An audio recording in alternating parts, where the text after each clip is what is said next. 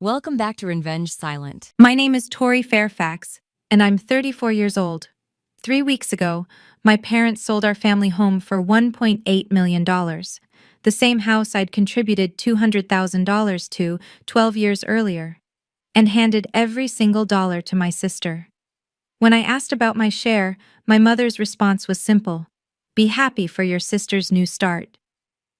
$200,000. My entire inheritance from my grandmother. Gone. Just like that. But here's what they didn't count on.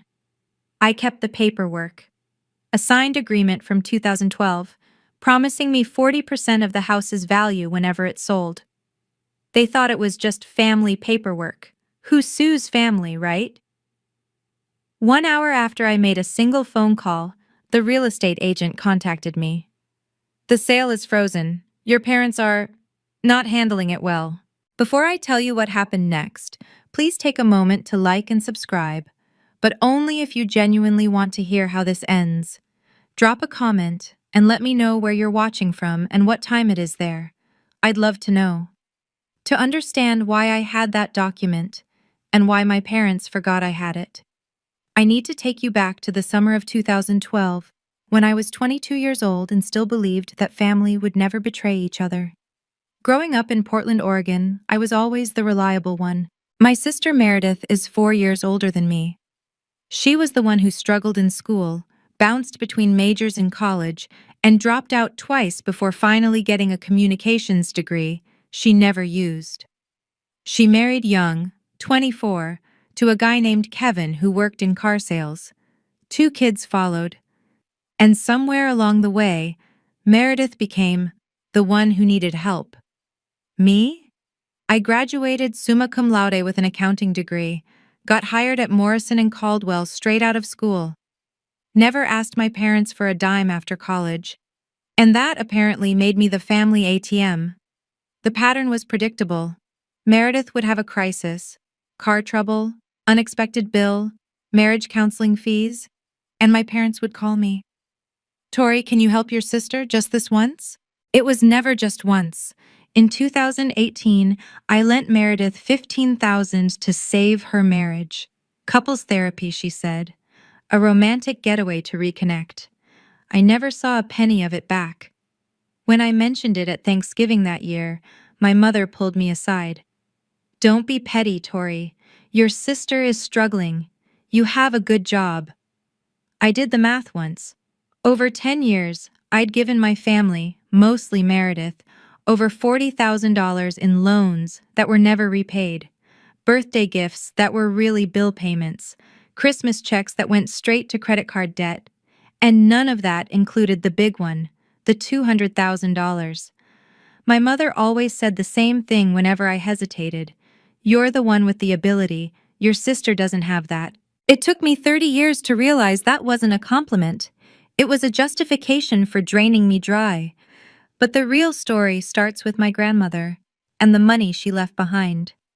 My grandmother, Eleanor Mitchell, died in March 2012. She was 87, sharp as a tack until the end, and she loved me fiercely. I was the granddaughter who visited. Every Sunday afternoon during college, I'd drive 40 minutes to her assisted living facility in Lake Oswego. We'd play Scrabble, watch old movies, and talk about everything: her childhood during the Depression, her marriage, the bakery she'd run for 30 years before retiring. Meredith visited maybe twice a year. Christmas and Grandma Eleanor's birthday, sometimes not even that. So when Grandma Eleanor's will was read, nobody should have been surprised by what it said.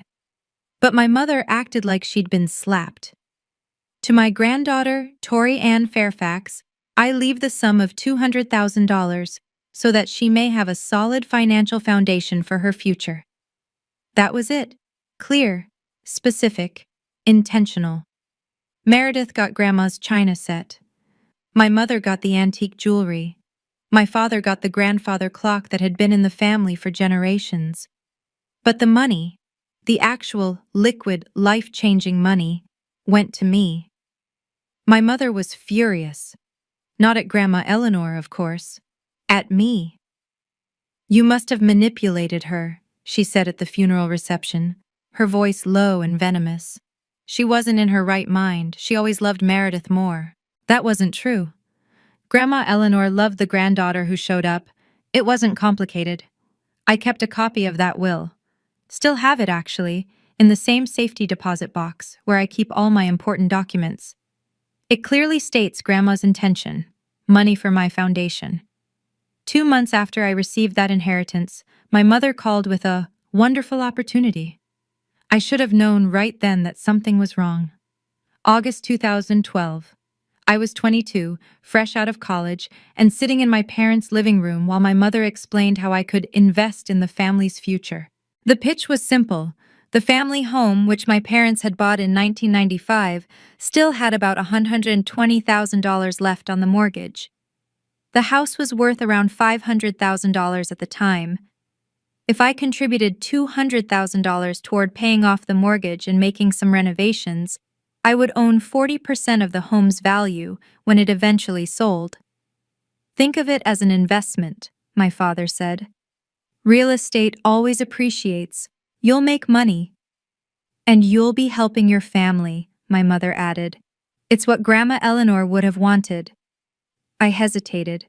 $200,000 was everything I had, my entire safety net. My mother's eyes hardened. Don't you trust us, Tori? We're your parents. I called my best friend Claire that night. We'd been close since freshman year at Portland State, and she was the only person outside my family who knew about the inheritance. At least get something in writing, Claire said. Anything. A napkin, something. So I asked. And my parents laughed. Fine, my mother said, rolling her eyes. If you want to be professional about it. My father typed up a simple agreement on his home computer. 1 page. It stated that I, Tori Fairfax, was contributing $200,000 to the family home, representing 40% of its value, to be repaid upon sale or transfer of the property. Both my parents signed it. Dated August 15, 2012. I kept the original in my safety deposit box at Wells Fargo. It cost me $75 a year for that box. Best $75 I ever spent. 12 years later, that piece of paper would change everything. The years passed the way they do when you're busy building a life you think is stable. I worked my way up at Morrison and Caldwell, junior accountant to staff accountant to senior financial analyst. I got my CPA license, moved into a decent apartment in the Pearl District, started a retirement fund, did everything right. Meredith's life took a different path. She and Kevin had 2 kids, Emma in 2016, Jacob in 2019. She never went back to work. The kids need me at home, she'd say. Kevin's car sales income covered the basics, barely, and through it all, my parents kept calling. The roof needed repairs. Could I chip in $8,000? The HVAC system was dying, another $12,000. Property taxes were tight one year. $5,000 would really help. Consider it additional investment in your share, my mother would say. I kept rough track. Over 12 years, I put another $35,000 or so into that house. No documentation this time, just bank transfers with memo lines like roof repair and family help. I was 34 years old, owned nothing but my car and my retirement accounts, and had given my family nearly $250,000. Then, in January 2024, Meredith's marriage finally collapsed. Kevin left her for a woman he'd met at the dealership. He kept the house. They'd bought it under his name alone. Meredith walked away with her clothes, the kids, and nothing else. She moved back in with my parents. And suddenly, all the family conversations centered on one thing. How do we help Meredith start over? In September 2024, my mother called with news that would shatter everything I thought I knew about my family. We're selling the house, she announced, and we've found a buyer. October 15th, 2024. A Tuesday. I remember because I was at my desk reviewing quarterly statements when my mother's name flashed on my phone screen. Wonderful news, she said, her voice practically singing. "We sold the house. $1.8 million. Can you believe it? The Portland market is insane right now." I did the math instantly. Accounting reflex. 40% of $1.8 million was $720,000. My original investment plus 12 years of appreciation. Finally. "That's great, Mom. So when do we—" "We've decided to give it all to Meredith." I stopped breathing. "She needs it more than anyone," my mother continued, oblivious. "Poor thing lost everything in the divorce. She needs a down payment for a new house, money to get back on her feet. This will give her a fresh start." "Mom," my voice was barely a whisper. "What about my share? The $200,000 I put in?" Silence. Then, in a tone I'd never heard before, cold, dismissive, final. "That was your contribution to the family, Tori. Your investment in us. You've done well for yourself. You have a career, an apartment. Meredith has nothing." "But we had an agreement. Dad typed it up. You both signed." "That was just family paperwork." She actually laughed. "Nobody's going to hold you to that. We're family, not business partners." I gripped my phone so hard my hand ached. "Be happy for your sister," my mother said. "She's getting a second chance at life. That's what matters." She hung up before I could respond. I sat at my desk for 10 minutes without moving. My computer screen went to sleep. The office buzzed around me. And something inside me, something that had bent and flexed and accommodated for 34 years, finally snapped. I didn't sleep that night. I lay in bed replaying every moment. Every loan that was never repaid. Every holiday where Meredith's struggles took center stage. Every time I'd swallowed my needs because Tori can handle it. At 6 a.m., I gave up on sleep and called Claire. "What time is it?" she groaned. 6. I need to talk." 20 minutes later, she was fully awake and fully furious on my behalf. "Tori, please tell me you kept that agreement." I had. Of course I had. I was an accountant. I kept everything. "Then you need a lawyer," Claire said. "Today, not tomorrow. Today. When's the closing?"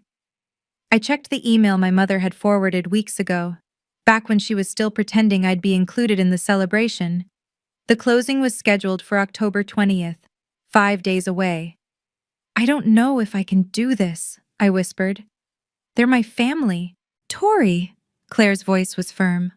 "What family takes $200,000 from their daughter and then acts like it never happened? What family looks at your grandmother's inheritance, money she specifically left for you, and decides someone else deserves it more?" I didn't have an answer. "If a stranger did this to you," Claire continued, "you'd call the police. Why should your family get a pass?" She was right. I knew she was right. I'd known it for years, probably. I just hadn't wanted to face it. "What if I lose them?" I asked. "What if this destroys everything?" "What do you have right now?" Claire shot back. "A family that treats you like an ATM isn't a family. It's a bank with guilt trips." That afternoon, I made an appointment with a real estate attorney named Nathan Webb. For the first time in my life, I chose myself. Nathan Webb's office was on the 14th floor of a downtown Portland high-rise with floor-to-ceiling windows overlooking the Willamette River. He was in his mid-40s, silver at the temples, with the kind of calm presence that comes from decades of seeing people at their worst. I handed him 3 documents: the 2012 agreement with my parents' signatures, the bank statement showing my $200,000 wire transfer, and a copy of my grandmother's will. He read through everything in silence. Twice. "Ms. Fairfax," he finally said, setting down the papers, "under Oregon law, this agreement is binding." I exhaled. I hadn't realized I'd been holding my breath. "The document is signed by both parties," he continued. "It specifies the amount contributed, the percentage of ownership, and the conditions for repayment. It's not fancy, but it's enforceable." "My mother said it was just family paperwork," I said. That no one would hold me to it. Nathan almost smiled. People say a lot of things when they're trying to avoid paying $720,000. He explained my options. I could send a formal letter demanding my share, but that would give my parents time to lawyer up, potentially contest the agreement, drag things out for months or years. Or I could wait until the closing, appear with legal representation, and assert my claim directly. The sale couldn't proceed if there was a legitimate ownership dispute. Which would you recommend? I asked. The closing is in 3 days, Nathan said. If you want certainty, you show up with documentation they can't refute, in front of witnesses who have a legal obligation to address ownership disputes before completing any transaction. I thought of my mother's voice on the phone. Be happy for your sister. I'll be there, I said. What do I need to do? Nathan Webb moved fast. By the end of our meeting on October 17th, he had already drafted a letter to Lakewood Realty, the company handling my parents' sale, notifying them of a potential ownership dispute affecting the property. We won't identify you by name yet, he explained. Just that a claim exists. It puts them on legal notice. They'll be required to disclose this to all parties before closing. I imagined my parents receiving that news, the confusion, the dawning realization. What happens when they find out it's me? They'll try to contact you, probably through your mother. Guilt, manipulation, whatever's worked before. Nathan's eyes were steady. The question is whether you'll hold firm. I thought about that. 34 years of bending, of being the responsible one, of watching my grandmother's gift, her explicit, documented wish for my security, being handed to someone else because my sister needed it more. I'll hold firm, I said. Nathan nodded. Good. I'll attend the closing with you on the 20th. We'll bring notarized copies of everything. The original agreement, the wire transfer records, even your grandmother's will showing her intent. He paused, then added something that made my stomach drop. I should mention, I reviewed the listing documents your parents filed. They signed a seller's disclosure stating there were no ownership claims or disputes on the property. Meaning? Meaning they either forgot about your agreement entirely or they deliberately omitted it. His expression was neutral, professional. Either way, they signed a legally binding document that wasn't accurate. That's not good for them. The closing was in 3 days. My family had no idea I was coming. No idea I had the agreement. No idea their $1.8 million sale was about to come to a grinding halt. And honestly, I was terrified. October 17th, 5:47 p.m. My phone rang. Mom. I almost didn't answer, but I needed to know what they knew. Tori! Her voice was bright, artificially so. I'm so glad I caught you. We're having a little celebration after the closing, a housewarming party for Meredith at her new place. Well, once she finds one. You'll come, won't you? A party. They were planning a party. When is it? I asked, keeping my voice neutral. The 21st, right after all the paperwork's done. The whole family will be there. Aunt Linda, Uncle Robert, everyone. We're so excited for Meredith's fresh start. I closed my eyes. I'll try to make it. Wonderful. Oh, and Meredith wants to thank you personally. She knows you've always been there for her. Thanking me for letting her take my inheritance, I thought. How generous. After we hung up, I sat alone in my apartment and let the rage wash over me. It wasn't hot anger, it was something colder, more clarifying. The kind of anger that comes when you finally see a situation for exactly what it is. That night, I received a text from Meredith. Thanks for understanding. I know this is a lot, but you've always been the strong one. I don't know what I'd do without my little sister supporting me. Love you. Did she know about my $200,000? Did she know she was celebrating with my inheritance? I would find out soon enough. 3 days until closing. My parents thought this was finished. They thought I'd accepted my role. The dutiful daughter, the family ATM, the one who always bent. They had no idea that for the first time in my life I wasn't bending. I was breaking free. October 18th, 2 days before closing. I made an excuse to visit my parents' house, said I wanted to pick up some old photo albums before the new owners moved in. My mother was at a hair appointment. My father was golfing. Only Meredith was there, watching the kids in the backyard. I was in my old bedroom, collecting photos, when I heard Meredith's voice through the thin walls. She was on the phone, laughing. "No, Tori won't make trouble. She's too nice for that. You know how she is." I froze. Mom said she put in some money years ago, but that was forever ago, ancient history. And honestly, I need this more. I have the kids. What does Tori have to spend money on? Her apartment? Her boring accounting job? My chest tightened. The $1.8 million won't even go that far once I buy a house and pay off some debt. Probably only have like $800K left after everything. But it's a start, right? She paused, listening to whoever was on the other end. Tori will understand. She always understands. That's her thing. She's the understanding one. I stood perfectly still, barely breathing. Mom says she contributed something to the house back in the day, but whatever. That was a gift. Family helps family, and I need the help more than she does. She knew. She knew about my contribution, and she'd decided it didn't matter. Because I had a job and an apartment, and she had kids and problems. Because I was the understanding one. I left without the photo albums. I couldn't look at her. I couldn't trust what I might say. 2 days until closing, and now I knew the truth. My sister was complicit. This wasn't just my parents' decision, it was hers too. That night, I couldn't sleep. Again. At 1 a.m., I called Claire. She picked up on the second ring. She'd been waiting for updates. She knew, I said, my voice cracking. Meredith knew about the money. She just decided I didn't deserve it. Oh, Tori. She called it a gift, said family helps family. I laughed bitterly. As if I haven't been helping this family my entire adult life.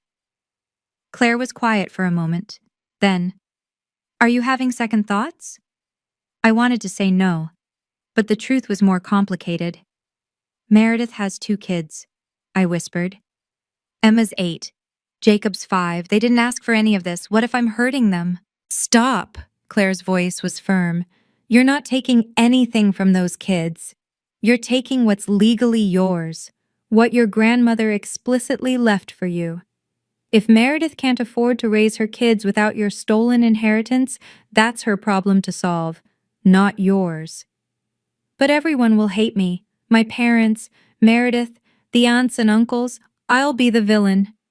Then let them hate you with their wrong opinions while you have your $720,000 and your self-respect, Claire sighed.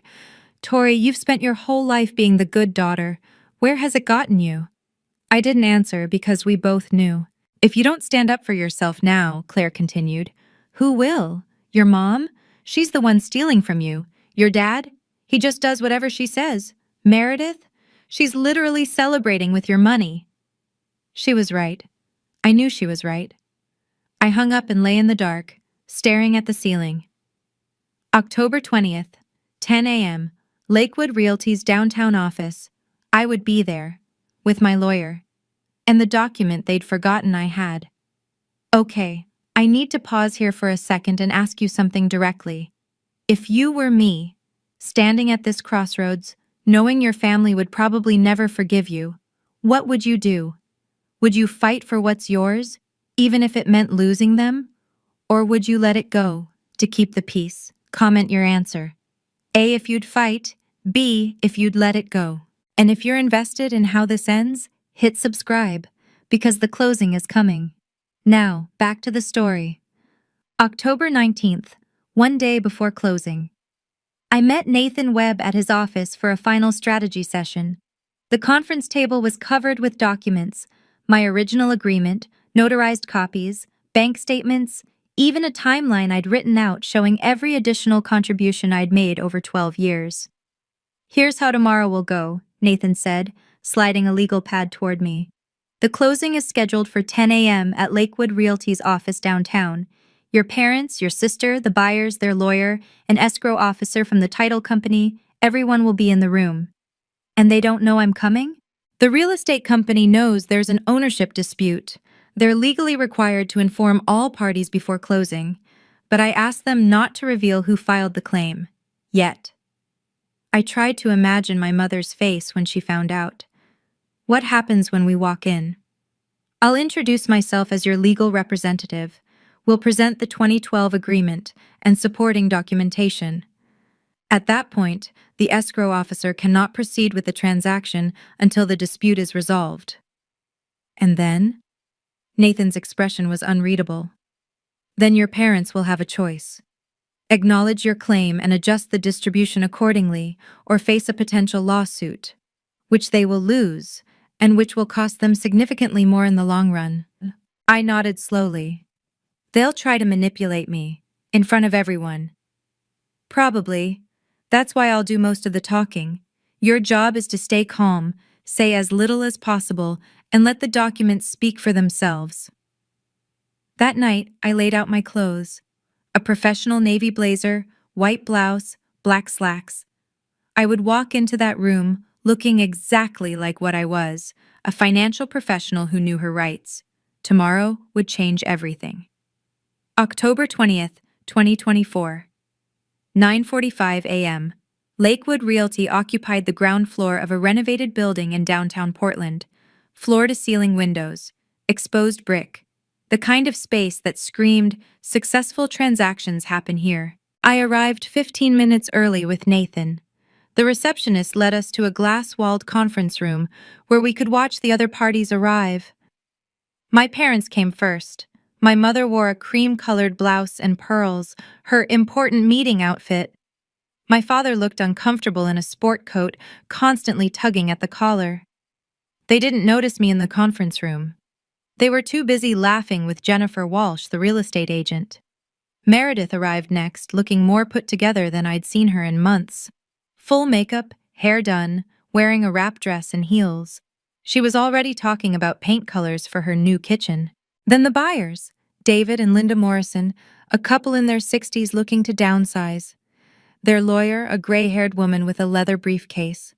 Finally, the escrow officer from the title company, a young man clutching a folder thick with documents. Everyone took their seats. Meredith sat between our parents, practically glowing. She glanced around the room and finally noticed me. Tori! She looked confused. What are you doing here?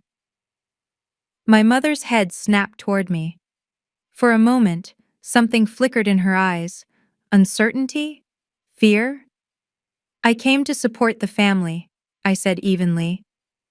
This is my attorney, Nathan Webb. Nathan nodded politely but said nothing. My father's brow furrowed. Attorney? What do you need an attorney for? Jennifer Walsh cleared her throat, shuffling papers nervously. Well, before we begin, there's something we need to address. The room went very still. My mother's smile didn't waver, but her eyes had gone cold. Jennifer Walsh looked like she'd rather be anywhere else. We received notification 2 days ago of a potential ownership dispute involving this property, she said, her eyes carefully avoiding my mother. We're legally obligated to address any such claims before we can proceed with the transaction. My mother laughed, a brittle, theatrical sound. Ownership dispute? That's absurd.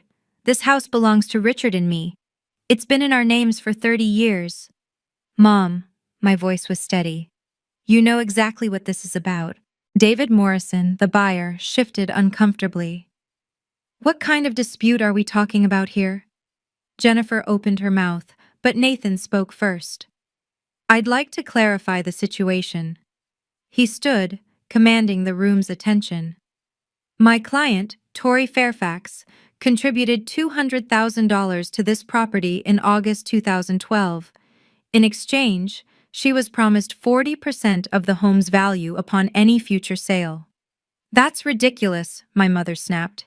There is. Nathan placed a document on the table. A written agreement, signed by both Richard and Diane Fairfax on August 15th, 2012. I have the original and notarized copies for everyone present. He slid copies down the table. I watched my father pick one up, his face draining of color. He remembered. Of course he remembered. He'd typed it himself. My mother's copy sat untouched in front of her.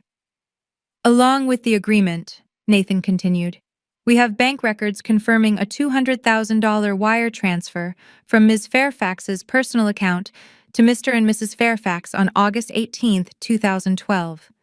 The timing and amount match the agreement exactly. Linda Morrison turned to her husband. David, I don't think we should. No one's signing anything until this is resolved, Jennifer said quickly. We can't close with an unresolved ownership claim. My mother finally looked at me. The coldness in her eyes had turned to something darker. The silence stretched like a rubber band about to snap. Nathan remained standing, his voice calm and professional. The agreement is clear. Ms. Fairfax is entitled to 40% of the sale price. That's $720,000. Meredith's mouth fell open. $720,000? You're suing us?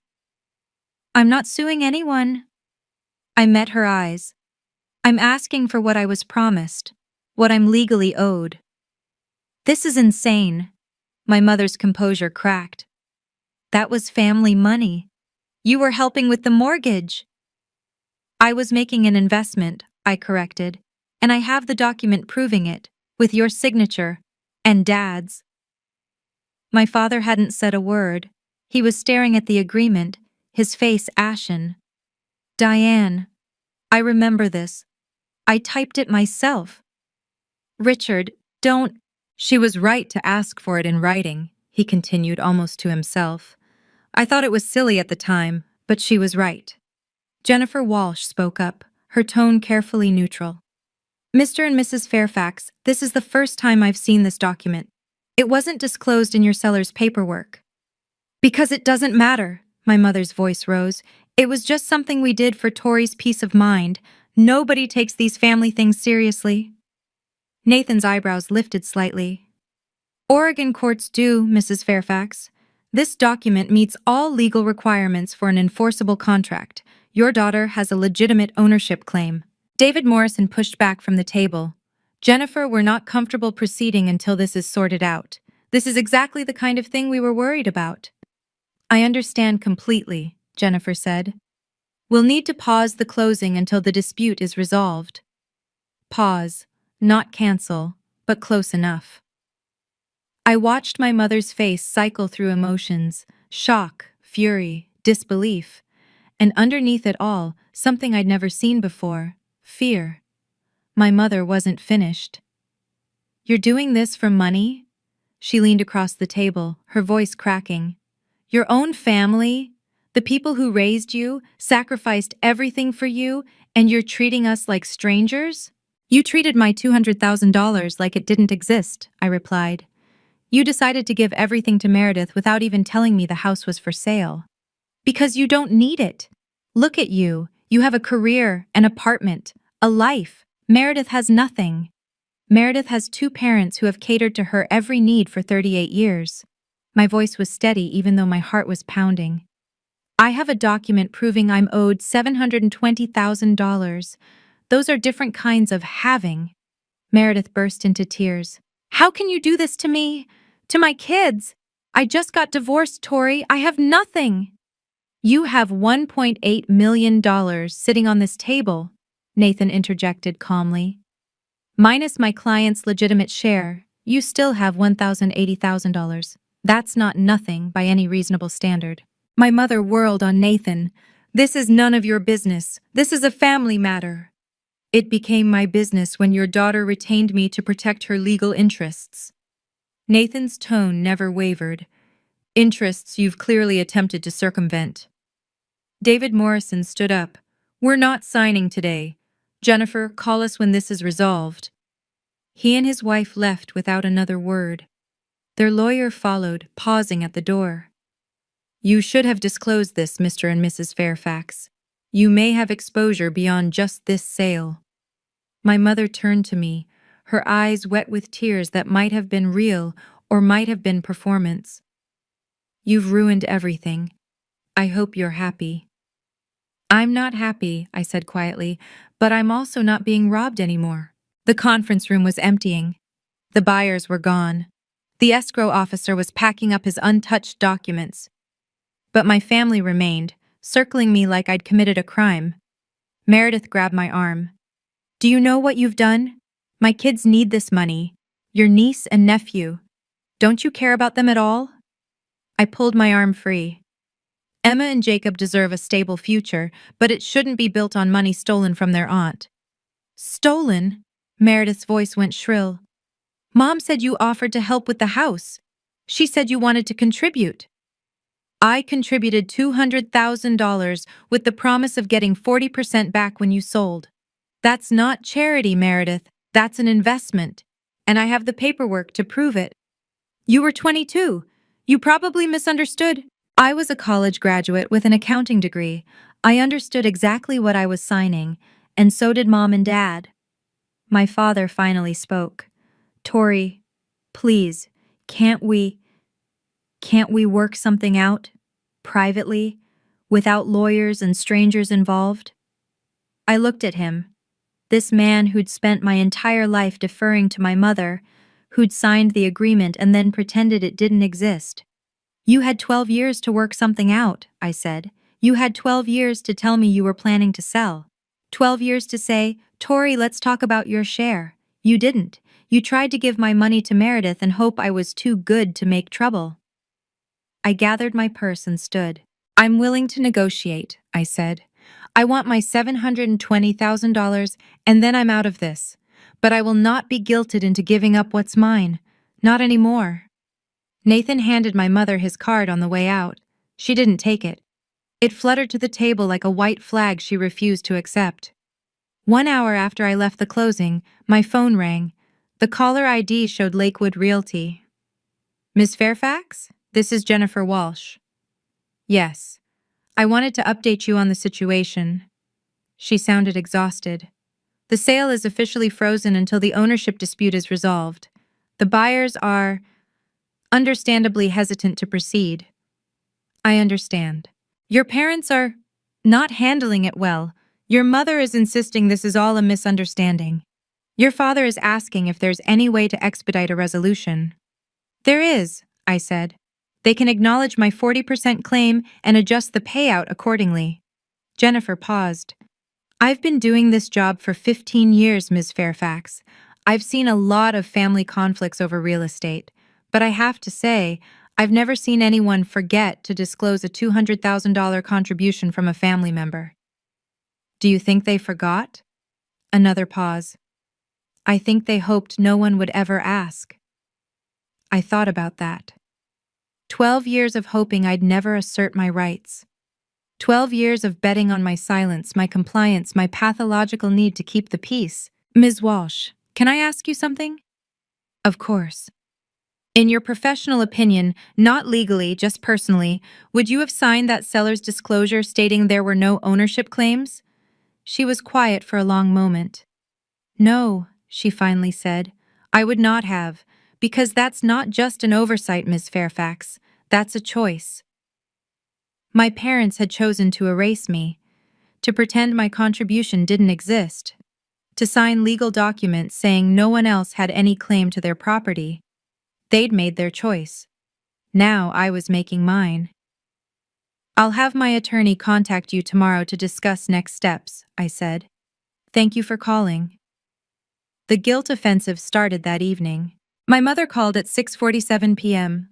Her voice had transformed from the cold fury of the conference room to something softer, wounded, maternal, heartbroken. Tori, she sighed my name. I can't believe it's come to this. Neither can I. I raised you better than this. I taught you that family comes first, that we support each other. Her voice cracked artfully. And now you're treating us like criminals. I'm treating you like people who signed a contract and then pretended it didn't exist. That contract was a formality. We never meant... Then why did you sign it? Silence. You had a choice, Mom. When you decided to sell, you could have called me. You could have said, Tori, remember that agreement? Let's talk about how to honor it. Instead, you tried to give everything to Meredith and hope I wouldn't notice. Your sister needs it more. That's not for you to decide. Not with my money. Her tone shifted again, harder now, threatening. If you go through with this, I'll tell everyone. The whole family will know what kind of daughter you really are. A greedy, selfish... Tell them. I cut her off. And I'll show them the document, with your signature, dated 2012. I'll explain that you took $200,000 from your own daughter and then tried to give it to your other daughter because she needed it more. For the first time in my life, my mother had no response. I'm not the villain in this story, Mom. I'm the one with receipts. Your father's heart, she said finally. He has a condition. The stress could... Dad's health is Dad's responsibility. Mine is protecting myself from being robbed. I hung up before she could say anything else. My hands were shaking, but I didn't call back. Okay, I know that was intense. I'm still processing it myself, honestly. This is the part where I need your support the most. If you're feeling this with me, if you've ever had a family try to guilt you into giving up something that was rightfully yours, hit that like button. That's how I know you're still here with me. And if you've got a story like this, drop it in the comments. You're not alone. Now, back to what happened next. I didn't expect Meredith to call that night. It was almost 10 p.m. when her name appeared on my screen. I hesitated, then answered. Tori? Her voice was different, tired, drained of the theatrical tears from earlier. Can we talk? Just us? We're talking. Mom's losing it. She's been on the phone with Aunt Linda for an hour, spinning some story about how you ambushed us. Meredith laughed bitterly. I don't think Linda's buying it. I didn't say anything. I need to ask you something, Meredith continued. And I need you to be honest. Okay. Did you really put in $200,000, like your own money, back in 2012? I felt something tighten in my chest. You know I did. You said so yourself on the phone yesterday at the house. Silence. Then, you heard that? I heard enough. Tori, She trailed off. Mom told me you helped a little back then. She never said how much. I swear I didn't know it was $200,000. Not until today. I wanted to believe her, but the words I'd heard through that wall, Tori will understand, she always understands, kept echoing. You knew there was something, I said. You just didn't ask how much because you didn't want to know. The silence stretched between us. Maybe you're right, Meredith finally admitted. Maybe I didn't want to know. Because if I knew, I'd have to think about it. And it was easier not to. That's not my problem to solve, Meredith. I know. Her voice broke. I know I've been the problem child. The one everyone had to rescue. I know you've resented me for years. I didn't resent you. I resented being invisible while you got everything. That's fair, she whispered. That's really fair. October 22nd, 2 days after the failed closing, Nathan Webb called with an update. The buyers, David and Linda Morrison, had officially issued an ultimatum. Resolve the ownership dispute within 7 days, or they would withdraw their offer and demand their $90,000 earnest money deposit back. If they withdraw, Nathan explained, your parents face 2 problems. First, they lose a guaranteed buyer in a market that's already cooling. Second, they may have legal exposure for misrepresentation on the seller's disclosure. Misrepresentation? They signed a document stating there were no ownership claims on the property. That wasn't accurate. The Morrisons' lawyer has already sent a letter suggesting they might pursue damages. I processed this. My parents had put themselves in a corner, and I hadn't even done anything except show up with the truth. What do you think they'll do? I asked. I think they'll realize they have no leverage. Every day this drags out costs them money, legal fees, carrying costs on the house, potential lawsuit from the buyers. Meanwhile, you can wait indefinitely. The agreement doesn't expire. That afternoon, I learned my mother had hired her own lawyer, a family attorney named Douglas Peters, who, according to Nathan, had immediately advised her that fighting my claim would be expensive, lengthy, and almost certainly unsuccessful. His exact words, apparently, were, "Mrs. Fairfax, your daughter has documentation that any judge in Oregon will recognize as valid.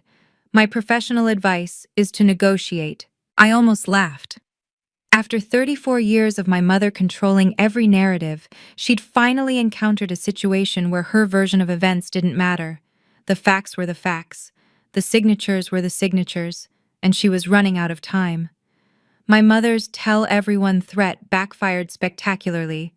By October 23rd, she had called every relative she could reach: Aunt Linda, Uncle Robert, cousins I hadn't spoken to in years, spinning a story about her ungrateful daughter blocking a family home sale over ancient history. What she didn't count on was me sending a group email that same day. Subject: clarification on the Fairfax property dispute. I kept it simple. Attach the 2012 agreement with both signatures. The bank records showing my $200,000 transfer. A brief explanation. I contributed this money with a documented promise of 40% ownership. When the house sold, my share was going to be given to my sister. I'm asking for what I was promised. The responses came fast. Aunt Linda, my mother's own sister, called me that evening. "Tori, honey, I believe you." Her voice was warm, steady. "Your mother, she did something similar when we settled your grandmother's estate. Tried to claim things that weren't hers. I know what she's capable of." "She did?" "She wanted Mama's jewelry and the money you got. Said it was unfair that you inherited more than Meredith. I had to threaten to get lawyers involved before she backed down. I hadn't known that. For years, I'd thought I was the only one who saw my mother clearly." Uncle Robert called next, my father's brother. "Your dad called me, asking me to talk sense into you." I told him I'd seen the documents, and the only person needing sense talked into them was him. The family narrative was shifting. My mother had counted on everyone believing her story without evidence. She hadn't anticipated that I would provide receipts, literally. "You're not alone in this," Aunt Linda told me before hanging up. "You never were. We just didn't know how to help." October 24th. My father called. It was the first time he'd reached out without my mother orchestrating it. "Tori." His voice was heavy, tired. "Can we talk? Just you and me?" I was driving home from work, the Portland evening traffic crawling around me. I pulled into a parking lot and turned off the engine. "I'm listening." "I owe you an apology." He paused, and I heard him take a shaky breath. "I owe you a lot of apologies, but this one especially." I waited. "I signed that paper in 2012. I typed it up myself. I remember doing it." His voice cracked. "And then I let your mother convince me it didn't matter. That you wouldn't. That you'd just go along with things." "Why, Dad?" The question I'd held for months finally escaped. "Why did you let her do this?" "Because I'm a coward, Tori." The admission hung between us. "Your mother she's a lot. She has strong opinions. And somewhere along the way, I learned it was easier to agree with her than to fight, even when she was wrong, even when I knew she was wrong." "That's not a coward, Dad. That's a collaborator." He made a sound that might have been a sob. "You're right. You're absolutely right. I've spent 35 years of marriage taking the easy path, and my daughters paid the price." "What are you saying?" "I'm saying I'll make sure you get your money. I don't know how yet. Your mother is still fighting. But I won't let this end with you getting nothing. Not again." "I need more than promises, Dad." "I know." His voice steadied. "For once in my life, I'm going to do the right thing, even if it costs me." I wanted to believe him. I just didn't know if I could. October 26th. Nathan's office. The conference room felt different than my parents' closing had. Smaller, more intimate. and somehow more final. My parents sat across from me with their attorney, Douglas Peters. Meredith wasn't there. I'd asked that she be excluded. This was between me and the people who'd signed that document. Douglas spoke first. My clients have authorized me to propose a settlement. They will transfer $720,000 to Ms. Fairfax from the proceeds of the sale, representing her 40% share as specified in the 2012 agreement. I looked at my mother. Her face was a mask, emotionless, controlled. Whatever internal battle she'd fought, it was over. In exchange, Douglas continued, Ms. Fairfax will sign a release waiving any future claims against the property or the remaining proceeds. Nathan glanced at me. We'd discussed this possibility. My client accepts, Nathan said. We'll have the release prepared within 24 hours. The $720,000 should be transferred within 3 business days of the sale closing. My father nodded. My mother didn't move. There's one more thing, I said. Everyone looked at me. I want you both to acknowledge, here, in front of our attorneys, that this money was always mine. That the agreement was valid. That what you tried to do was wrong. My mother's jaw tightened. Tori, I need to hear it. The silence stretched. My father spoke first. You're right. It was yours. We were wrong to try to take it. My mother stared at the table. For a long moment I thought she wouldn't say anything at all. Fine, she finally said. It was yours. Are we done? It wasn't the apology I deserved, but it was more than I'd ever gotten before. We're done, I said, and for the first time in 12 years I believed it. After the meeting ended, my mother caught me in the hallway. Happy now? Her voice was low, bitter. You got your money. You humiliated us in front of everyone. You won. I stopped walking but didn't turn around. This was never about winning, Mom. Really? Because it feels like you were keeping score this whole time, waiting for the perfect moment to cash in. Now I turned. I kept a document, that's all. A document that you and Dad signed, promising me something. For 12 years, I never once brought it up. I never asked for interest. I never complained about the extra money I put in for repairs and taxes. I just trusted that when the time came, you'd do the right thing. And I didn't. Her voice wavered. I know.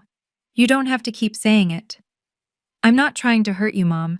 I'm trying to explain why I had to do this. I took a breath. For 34 years, I've been the daughter who gives, who doesn't complain, who makes everything easier for everyone else. And where did it get me? She didn't answer. I don't want to hate you, I continued. I don't want to lose you. But I can't be your ATM anymore. I can't be the one who sacrifices everything while Meredith takes everything. If we're going to have any kind of relationship going forward, it has to be different. Different how? Equal. Boundaried. I'll still be your daughter, but I won't be your backup plan. My mother's eyes were wet. Real tears this time, I thought. I don't know how to do that, she whispered. I don't know how to be what you're asking. Then maybe it's time to learn, I said. I did. I walked away before she could respond. October 28th. The closing finally happened. I wasn't there. I didn't need to be. Nathan represented my interests, and by 11:47 a.m., I received an email confirmation, all documents signed, sale complete, proceeds distributed. October 31st, 3 days later. I was at my desk at Morrison and Caldwell when my phone buzzed with a banking notification. Deposit, $720,000. I stared at the number for a long time. $720,000. My grandmother's gift, finally honored. My investment, finally returned. My worth, finally acknowledged. I called Claire. It's done, I said. How do you feel? I thought about it. Not as happy as I expected, not triumphant, just relieved. like a weight I didn't know I was carrying, finally got lifted. That's what closure feels like, Claire said. It's not fireworks, it's just quiet. That evening, I made a decision. I would use some of the money, $50,000, to create a small scholarship fund in my grandmother's name, the Eleanor Mitchell Foundation for First-Generation College Women. It would help young women like me, the ones who work hard, follow the rules, and sometimes get overlooked anyway. Grandma Eleanor left me that money so I'd have a foundation. Now I could pass that gift forward. I called the Portland Community Foundation the next morning to start the process. The woman on the phone asked why I wanted to create the fund. My grandmother believed in me when no one else did, I said. She wanted me to have a solid start. Now I want to give that to someone else. That's beautiful, Ms. Fairfax. Maybe it was, or maybe it was just the right thing to do. Either way, it felt like something Grandma Eleanor would have approved of. January 2025. 3 months after the closing. My life looked different now, not dramatically, but meaningfully. I still worked at Morrison and Caldwell, but I'd finally asked for the raise I'd deserved for 2 years. They gave me 15% plus a bonus for the client retention work I'd done last quarter. Turned out that when you stop accepting less than your worth in one area of your life, you stop accepting it everywhere. I bought a condo in the Alberta Arts District. 2 bedrooms, original hardwood floors, a tiny balcony where I could drink coffee and watch the Portland rain. It was mine, my name on the deed, my space, my future. Most of the money went into investments, index funds, retirement accounts, a small emergency fund, boring, responsible choices, the kind Grandma Eleanor would have made. I started seeing a therapist, Dr. Rachel Brennan, who specialized in family dynamics and boundary setting. Our sessions were hard, digging into 34 years of people-pleasing, of making myself small, of believing that love meant sacrifice. The hardest part, I told her in our 3rd session, is accepting that my family wasn't wrong by accident. They knew what they were doing. They just hoped I'd be too nice to stop them. And how does that make you feel? Angry, sad, free. I paused. Mostly free. She nodded. You're grieving, Tori. Not just the money or the relationship you wish you had. You're grieving the version of yourself who believed things would get better if she just gave enough. That version of me was an idiot. That version of you was a survivor. She did what she had to do. Now you get to do something different. Different sounded good. Different sounded like a beginning. My relationship with my family settled into something new, not healed, not broken, just different. My mother and I talked once a month, short calls, surface level. She never apologized properly, and I stopped expecting her to. But she also stopped asking me for money, stopped comparing me to Meredith, stopped treating me like a resource to be managed. Maybe that was as good as it would get. I was learning to accept that. My father tried harder. He sent me an actual letter, handwritten, 2 pages, apologizing for every time he'd stayed silent when he should have spoken up. It wasn't eloquent, but it was honest. We had dinner together once, just the 2 of us, and he told me he was proud of me.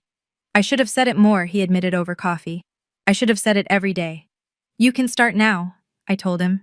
And he did. The surprise was Meredith. In December, she sent me a text. I got a job, part-time, at a dental office. First real job in 8 years. Thought you should know. I wrote back. That's great, Meredith, I mean it. A week later, she sent another. I bought a house, smaller than I wanted, but it's mine. I used my money. My money. Is that stupid to be proud of? It's not stupid at all. She called me on Christmas Eve. We talked for an hour. Really talked, for the first time in years. About the kids, about her new job, about how hard it was to rebuild a life from scratch. I think I was jealous of you, she admitted. You always had it together. I hated that. I didn't have it together. I was just better at hiding. Maybe we're more alike than I thought. Maybe we are. I'm sitting in my new condo as I tell you this story. It's a Tuesday evening. The rain is tapping against the window, and the city lights are glowing through the fog. On my wall, in a simple black frame, is the 2012 agreement. 2 signatures, 1 promise. The piece of paper that changed everything. People ask me sometimes if it was worth it.